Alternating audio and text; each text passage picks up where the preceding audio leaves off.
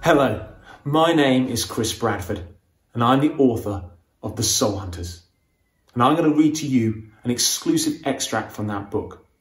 At this point in the story, Jenna, our heroine, has discovered from Phoenix, our hero, that she has had past lives. And Phoenix has encouraged her to try and ride a horse, like she did in the past. As I adjust my position, my horse suddenly starts walking forward. How do I steer without reins? I ask in panic. With your legs, Phoenix replies, trotting alongside. Don't worry, it'll all come back to you. It's like riding a bike. But I don't have a bike either, I cry as the gelding takes off. As I clench my legs in fear, he accelerates from a trot to a canter to a full gallop in a matter of yards, and I have to hang on for dear life. We race across the field, his hooves thudding in the soft earth. At any second, I expect to tumble to the ground and break my neck. Terror grips me as tightly as I grip his mane, but the gelding gallops on, heading straight for the opposite fence. In my pounding, panicking heart, I know the horse intends to jump, and I know without a saddle, I'll be flung from his back. In desperation, instinct tells me to lean forward and apply pressure with my left leg and relax my right one. Immediately, the gelding starts to turn left, veering away from the fence and back out into the open field. Astonished, I switch over, squeezing now with my right leg. My horse takes his cue and wheels back towards the fence. In spite of my nerve-shredding fear, I smile to myself. With both my thighs, I press against the horse's flanks and he slows at my command. Then I relax and tap him gently with my heels and he's off again, galloping at full pelt. But I'm no longer scared and out of control. I'm exhilarated. My whole body loosens up and I start to flow with the gelding's graceful stride. Woo, woo, woo! I yell, feeling the cool wind whip against my face, my brown ringlets of hair streaming out behind me. Phoenix rides up alongside on his grey mare. Told you, he shouts, you ride like the wind. The smile on my face widens to a grin. The field appears to roll on forever, the grass giving way to red earth, the green hills to rugged mountains, the sun now bloodshot and bold on the shimmering horizon. Ride like the wind, shouts Phoenix. But he's no longer in his leather jacket. He's wearing a fringed and beaded tunic of buffalo hide, and his deep ochre skin is embellished with red paint. A tightly woven band of beads encircles his upper arm, and an eagle feather sprouts from his shoulder-length dark hair.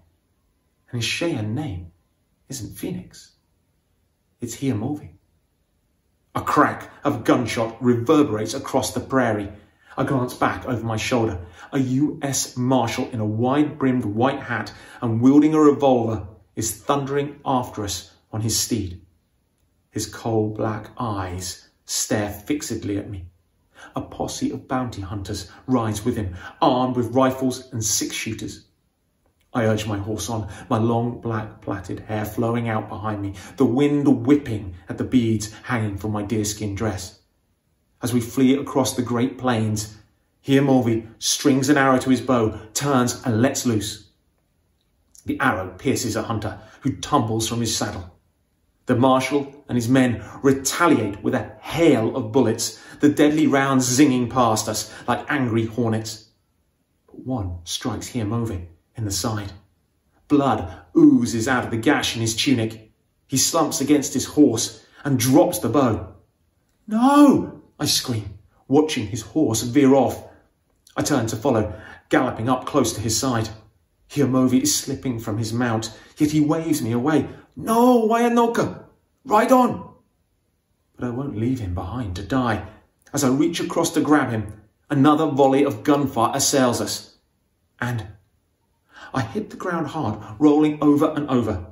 But the red earth of the Great Plains is gone, replaced by lush green grass that cushions my fall. Eventually, I roll to a stop and lie there winded. As my gelding canters off to the far end of the field, Phoenix gallops over to me and hurriedly dismounts. "You all right?" he asks. I groan. "You were shot." Phoenix helps me sit up, checking for broken bones. "What happened?" I demanded, brushing him off. I had a glimmer. We were Native American Cheyenne, and a US Marshal was chasing us across the plains. Phoenix looks to the setting sun as if seeking a long-lost memory. "I don't remember all our past lives in detail," he admits, his face troubled. And he puts on a cheery smile and pulls me to my feet. "But now you've experienced that glimmer of riding across the Great Plains, you will always be able to ride in this life." With a gentle pat, he bids farewell to his mare and sets off back towards the barn on foot. Sensing Phoenix remembers more than he's letting on, I call after him, "Who was the marshal?" Phoenix stops mid-stride and turns. A shadow falls across his face.